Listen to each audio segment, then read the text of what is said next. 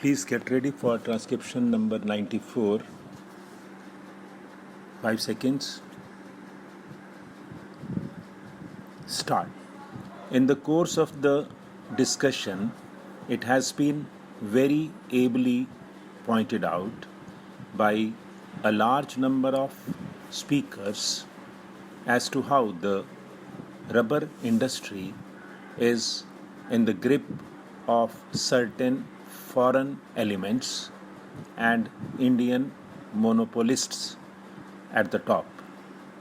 We know that there are small planters and producers, but the hold of the Dunlop company was also mentioned.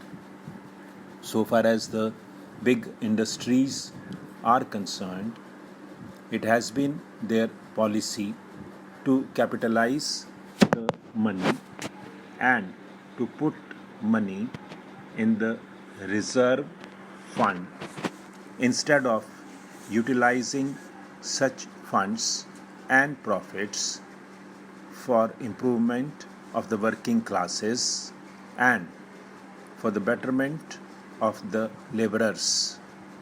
It was pointed out yesterday that the Dunlop company gave very high dividends. You will be shocked to know that while the company had money to declare a dividend of 40% and also to capitalize a part of the profits, it did not give at all a fair deal to the workers. On the contrary, they were kept at more or less the same old level where they had a kind of labor, practically speaking. Therefore, it becomes necessary to look into this matter. Sir, we are interested in the increase in production and everybody is interested in the increase in production.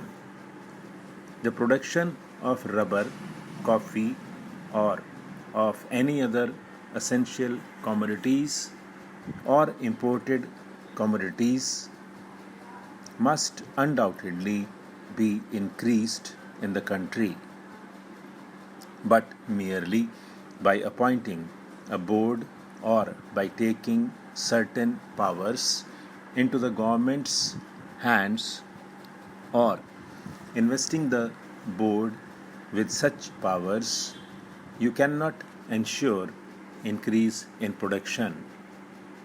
There may be slight improvement here and there, but materially you cannot alter the situation until and unless you inspire the real producers by making them see through their own lives experience that increase of production means a constant rise in their standard of living, in their material and cultural well-being. Now, that is why I say that it is very essential when the board is really being given certain powers for looking after the interests of the working class, to make these powers effective, and to make them effective would be to ask the board to work for the increase of the wages of the rubber workers or the laborers who work in that particular industry. Now, that is not there.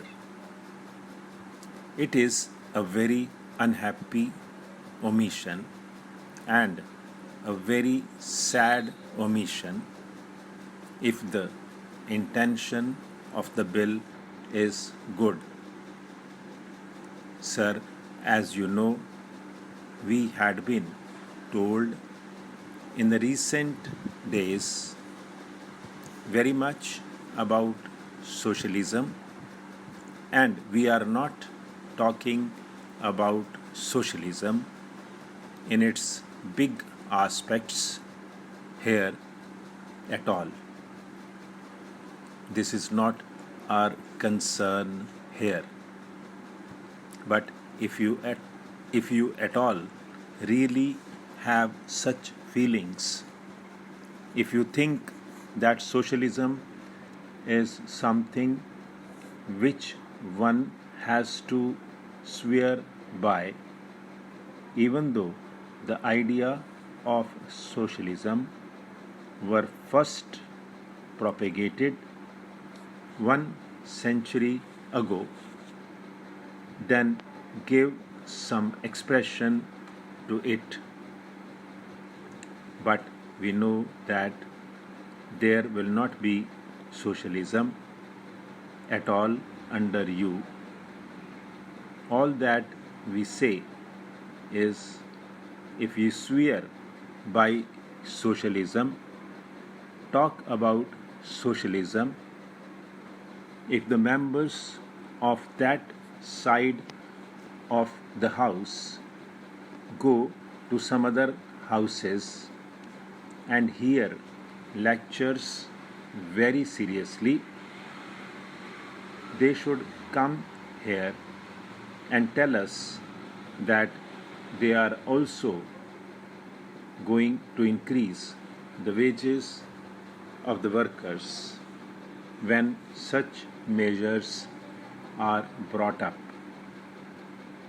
Such occasions are good occasions for them to begin to cultivate this thing, because you have yet to learn the ABC of socialism first, and you cannot write a book or a poem or an article straight away, and we do not expect you to do it either. But if you are really sincere about what you are talking, you should try to learn the ABC. That is to say, begin with giving the workers a fair deal, giving them a living wage, and dealing with the workers here in this bill. You should make a provision for them. I do not suggest to the minister that in this bill there should be provision that so much wages shall be given to the rubber plantation worker, or fix a scale and all that sort of thing.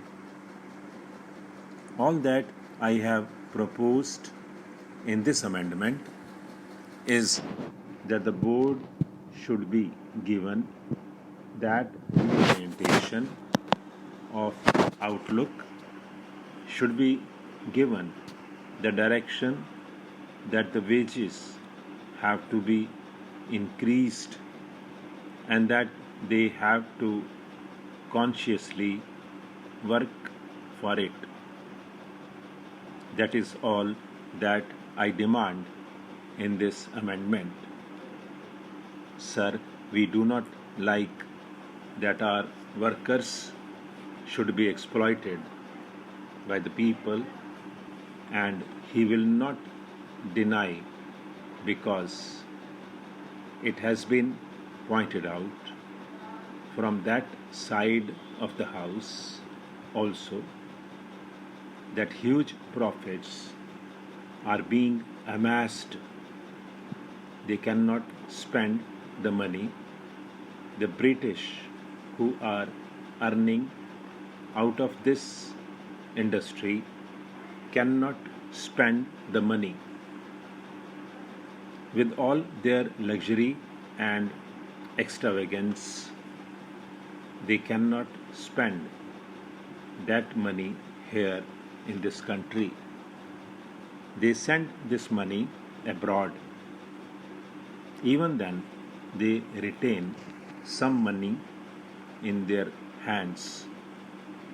They would rather keep them in banks idle than give this money to the workers for bettering their lot, for improving their conditions, which determines in the final analysis whether the production of the country would go up or not. Now, sir, I read with great interest the Select Committee's report, especially the portfolio of the evidence appended to it, and I would ask you also, sir, to reread if you have already read this interesting document. You see here Mr. T.T. Krishnamachari crossing swords with an important representative of the British interests, the British rubber interests in this country. Now, it is all a worry battle. It is a sort of very interesting competition for being smart, one trying to overreach another in smartness. But at the same time, out of these discussions, it emerges that the British interests are totally unmindful of the interests of the workers, of the interests of the country as a whole. Although the British gentleman who came here to give evidence spoke of national interests and all that. Here you will find many times stop.